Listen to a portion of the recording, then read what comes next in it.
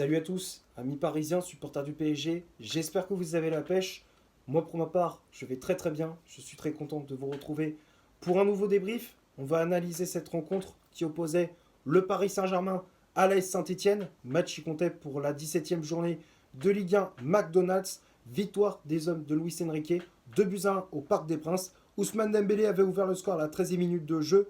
À la 23e, l'attaquant parisien inscrit un doublé.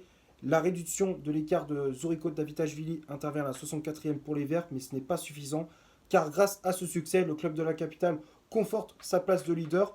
Le classement, je te l'affiche juste ici, donc on est toujours premier. On a 7 points d'avance sur l'Olympique de Marseille qui est deuxième, donc on conforte notre première place. On est toujours invaincu en Ligue 1, ça fait plaisir. Hein. On est à la moitié de la saison. Hein. En championnat, on a fait la moitié des matchs. Donc on a toujours pas perdu, donc c'est cool. Il faut continuer sur ce rythme-là. Donc ouais, ça fait plaisir de voir le Paris Saint-Germain enchaîner ce type de performance. Bon, on va parler de ce qui s'est passé durant ce match face à cette équipe de l'AS Saint-Etienne. Euh, la première période était dominée par le Paris Saint-Germain, même si l'entame de cette rencontre était plus du côté des joueurs de l'AS Saint-Etienne, des Verts qui mettaient du pressing, de l'intensité, de l'agressivité. Ils étaient quand même assez hauts sur le terrain hein, pour gêner les Parisiens dans la relance.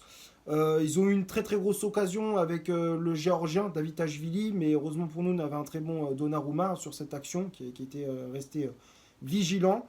Donc Paris qui a quand même souffert dans ce premier quart d'heure, mais contre le cours du jeu, on ouvre le score à la 13e minute grâce à Ousmane Dembélé sur une passe de Kangin au milieu de terrain, le Sud-Coréen qui trouve Dembélé sur le côté droit. Et l'ailier français qui fait la différence avec sa vitesse. Hein, il s'est lancé dans un rush en solitaire. Euh, il repique dans l'axe à l'entrée de la surface et il enchaîne avec une frappe puissante, pied gauche. L'Arseneur est battu. Donc Paris qui prend l'avantage. Un but à zéro. Et très vite, la tendance s'est inversée. Hein, Paris qui a pris le contrôle du jeu, avait la possession balle, mettait de la vitesse, de la percussion sur les côtés, surtout sur le côté droit avec la paire Hakimi-Dembélé. Et très rapidement, on inscrit un deuxième but grâce à Ousmane Dembélé. Alors, c'est pas sur une action, comment dire, une action de jeu, enfin, c'était pas dans le jeu, mais c'était sur un penalty. Suite à une main comment dire de Petro, défenseur de Saint-Etienne, qui dévie le centre d'Hakimi de la main. Au début, l'arbitre n'avait pas sifflé penalty, il avait laissé l'action se dérouler. Et très vite, bah, il a été rappelé par ses assistants à la vidéo. Il a consulté la VAR et il a désigné le point de penalty. Et penalty qui a été transformé par Ousmane Dembélé qui prend un contre-pied l'Arseneur.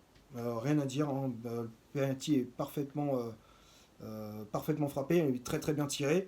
Donc le PSG qui mène 2-0 à la 23e.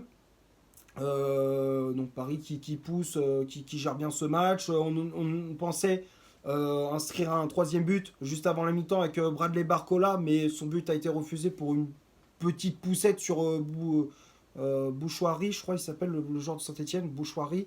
Donc ouais, petite faute de Barcola. Pour moi, il n'y avait pas faute. Hein. Je trouve que c'était surtout une erreur du joueur de Saint-Etienne, une erreur technique. Mais bon, bah voilà, l'arbitre a décidé de refuser le but à Barcola pour une faute. Donc à la mi-temps, 2-0 pour le Paris Saint-Germain. La deuxième période était plus calme. Il y avait beaucoup moins d'action, il y avait moins d'intensité. C'était un PSG plutôt au petit trot, hein, qui était sans pression. Il n'y avait pas grand-chose à se mettre sous la dent dans cette deuxième période. Saint-Etienne qui, malgré tout, en deuxième période, sont créés de nombreuses occasions, que ce soit avec Lucas Tassins, avec Davitashvili, le Géorgien. Et à force de profiter bah, enfin, à force de manquer de vigilance côté parisien, bah, on le paye cash. à la 64e grâce à David Tachvili sur coup de pied arrêté.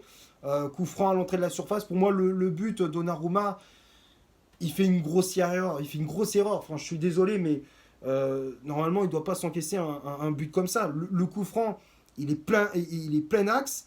Il est dans l'axe, il est à l'entrée de la surface.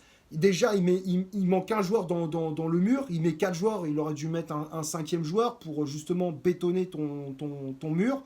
Là, c'était pas le cas. Donc, bah, tu vois, le coup franc de David Tachvili, il a contourné le mur parisien.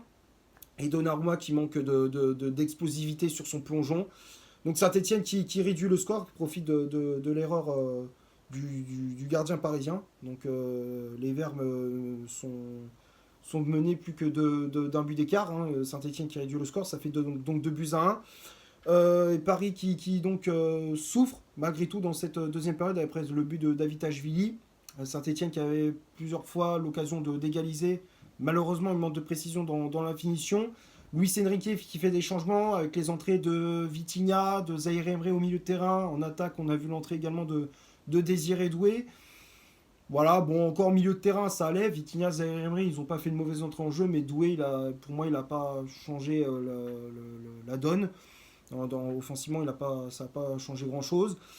Donc voilà, victoire du Paris Saint-Germain 2 buts à 1, mais je pense qu'on aurait pu aggraver le score si on mettait vraiment un peu plus d'agressivité dans cette deuxième période. Si on mettait la même intensité, la même agressivité qu'en première période, le score aurait pu être bien plus salé pour la Saint-Etienne. Mais bon, voilà, on s'est contenté de ce 2 buts à 1.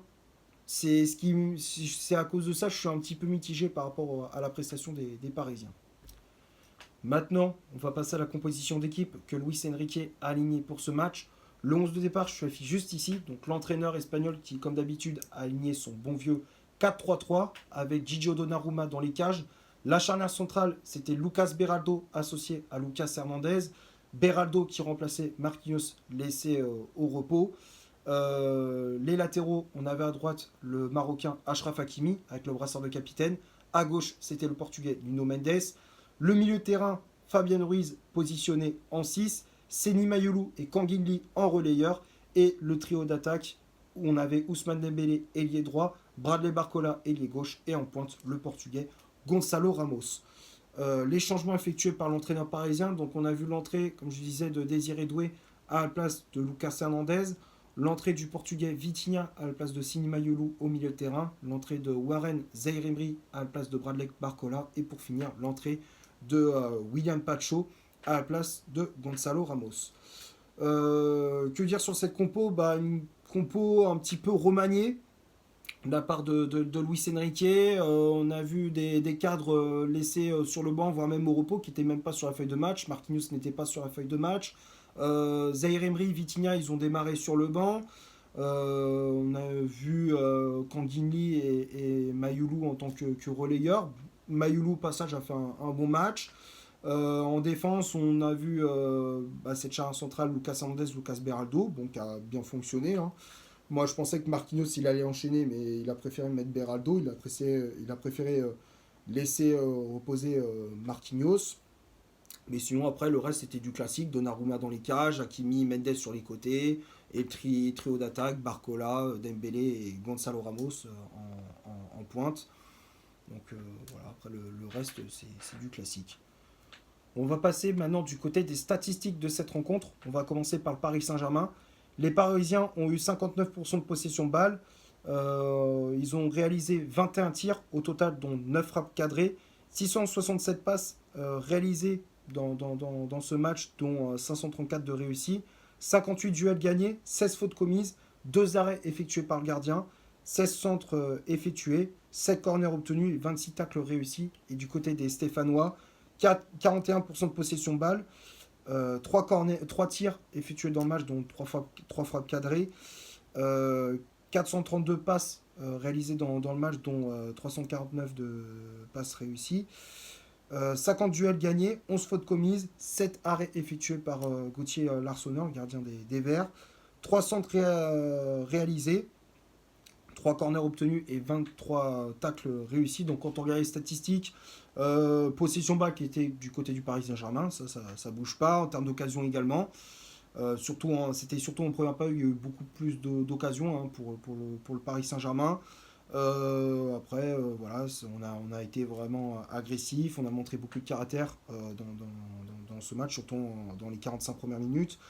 Et côté stéphanois, bon, bah, offensivement, ils n'ont pas, été exceptionnels, mais dans le jeu, bon, ils ont quand même proposé des choses intéressantes. Ils n'ont pas mis de bus, tu vois, ils sont pas venus en mode, bon, bah, on va bétonner à 11 derrière pour espérer le point du nul. Non, ils ont quand même proposé du jeu. Donc c'est cool de voir des équipes jouer de cette manière-là quand ils viennent au parc. Donc après, ouais, en termes d'occasion, il n'y en avait pas des masses, mais Saint-Etienne a proposé quand même un jeu assez intéressant. On va finir la vidéo sur les tops et les flops de ce match. Donc comme d'habitude, je fais les affiches juste ici. Donc j'ai mis Donnarumma dans les tops, dans les flops, pardon, excusez-moi. J'ai mis Donnarumma dans les flops. Pour moi, il n'a pas fait un bon match. Même si, ok, en première période, il a été plutôt rassurant sur sa ligne, mais en deuxième période, je suis désolé, le but qui se prend, c'est une grosse erreur de sa part. Le mur, il est mal placé, il manque un joueur dans le mur. Le coup franc de David Ashvili, bah, ça a contourné le mur parisien. Et sur son plongeon, il n'est pas assez explosif, il manque de rapidité. Oh, Donnarumma, pour moi, il a pas fait une superbe prestation, c'est pour ça que j'ai mis dans les flops. Après la charge centrale, Hernandez, Beraldo, dans l'ensemble, ils ont été bons. Beraldo qui a fait une bonne prestation, qui a été rassurant dans ses interventions, les relances propres. Il a montré de l'agressivité, du caractère, donc bon match du défenseur brésilien. Hernandez également qui a fait une bonne prestation derrière pour son retour dans le 11 de départ. Il a été bon dans ses interventions, beaucoup d'agressivité. Il a gagné énormément de duels. Bon match de la part de Lucas Hernandez. Les latéraux Hakimi, Mendes, ils ont été plutôt bons aussi, même si j'ai préféré la prestation d'Hakimi à celle de Mendes, même si Mendes il a fait un bon match, mais Hakimi c'était quand même un cran au-dessus, comme d'habitude, toujours de la régularité dans le jeu du Marocain, de la vitesse, de la percussion. Les centres, globalement, ils étaient justes. Il a apporté énormément de danger. Le duo qu'il fait avec Dembélé, ça marche super bien. On voit que les deux, ils sont clairement connectés. Hein. Se retrouvent les yeux fermés. Donc, et défensivement, il a été assez costaud, Achraf Hakimi. Donc c'est pour ça que je le mets dans les tops. Mendes aussi, même si Mendes, défensivement, offensivement, on l'a pas trop vu, mais défensivement, il a été correct. Il a fait une bonne performance derrière. Il a été rassurant, il a mis de l'agressivité. Après, c'est comme je disais, offensivement, voilà, ça manquait de combinaison avec Barcola. Il montait pas assez sur le terrain, pas beaucoup de montées, donc c'est un petit peu, voilà, c'est un peu dommage pour Mendes, mais il a quand même fait une bonne prestation. Le milieu de terrain, Ruiz, Kanguinli, Mayoulou, le Fabien Ruiz qui a fait un match assez correct. Bon, bah, rien d'exceptionnel, il a récupéré des ballons, les combinaisons c'était correct, n'hésitez pas à monter pour apporter pour apporter du soutien aux attaquants. Bon match de l'Espagnol. Kanguinli qui n'a pas été mauvais, alors il n'a pas été étincelant, mais il n'a pas été catastrophique non plus, il a été bon, ça va, correct, c'était pas exceptionnel, passeur décisif sur le premier but de Dembélé. Voilà, ouais, il a eu en première période, il s'est illustré en première période avec des frappes de loin. Bon, il a montré des choses intéressantes, mais voilà, en deuxième période, il était un petit peu plus discret. Globalement, c'est un match correct, mais sans plus pour le Sud-Coréen.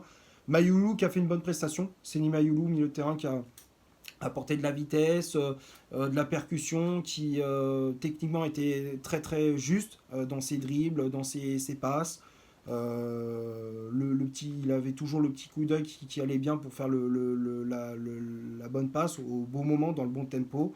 Donc ouais, bon match de Mayoulou qui s'est créé énormément d'occasions également, même s'il n'a pas marqué. Mais bon match du jeune Parisien. Et le trio d'attaque, le seul que j'ai mis dans les tops, c'est Ousmane Dembélé. Dembélé qui pour moi fait un très très gros match sur son côté droit. De la vitesse, de la percussion. Il a semé la zizanie dans la défense des Verts. Dembélé qui est en ce moment sur une très très bonne dynamique. Ça fait plaisir de voir Dembélé à droite devant le but, enfin, parce que depuis le temps que je critique son manque d'efficacité devant les cages. Mais là, il est efficace ces derniers temps, ça fait plaisir. Là, maintenant, je crois qu'il a dépassé la barre des 10 buts en championnat. Je crois qu'il est à égalité avec Mason Greenwood et Jonathan David au classement des buteurs. Donc, ouais, c'est cool pour Dembélé. Et Ramos et Barcola, je les ai mis dans les flops. Barcola qui a fait un match très décevant sur son côté gauche, a eu des occasions, hein, c'est vrai. Il s'est créé des occasions, il mettait de la vitesse, mais je trouve qu'il dans les passes, dans ses choix, je trouve qu'il n'est pas bon. Quoi. Dans ses choix, il manque de, de, de, de justesse. C'est un peu brouillon par moment, il se mélange un petit peu les pinceaux dans ses dribbles, dans ses passes. Donc, ouais. Match assez moyen de Barcola. Et puis Gonzalo Ramos, bah, il a été décevant. Bah, on ne l'a pas trop vu. Il n'a pas énormément pesé sur la défense de Saint-Etienne dans ce rôle de pivot qu'il a l'habitude de jouer. Bah, là, il n'a pas, il a pas été bon. Le Portugais, on l'a quasiment pas vu du match. Et les remplaçants, le seul que j'ai mis dans les flops, c'est Désiré Doué qui a fait une entrée en jeu décevante. Mais sinon, le reste, bon, Vitinha, Zaïre Emery, Pacho. Ils ont fait une entrée correcte. Voilà, je pense avoir fait le tour pour ce Paris Saint-Germain et Saint-Etienne. J'espère que le débrief vous aura plu. Si c'est le cas, vous laissez un énorme like, tu t'abonnes, tu n'hésites pas à me dire dans les commentaires ce que tu as pensé du match et de mon débrief. Partage la vidéo sur tes réseaux sociaux, hein, Facebook, Instagram, tu connais la chanson. Je t'invite à suivre sur mon compte Instagram, hein, je te l'affiche juste ici. Et d'ici là, portez-vous bien, on se retrouve pour un prochain débrief. Ciao.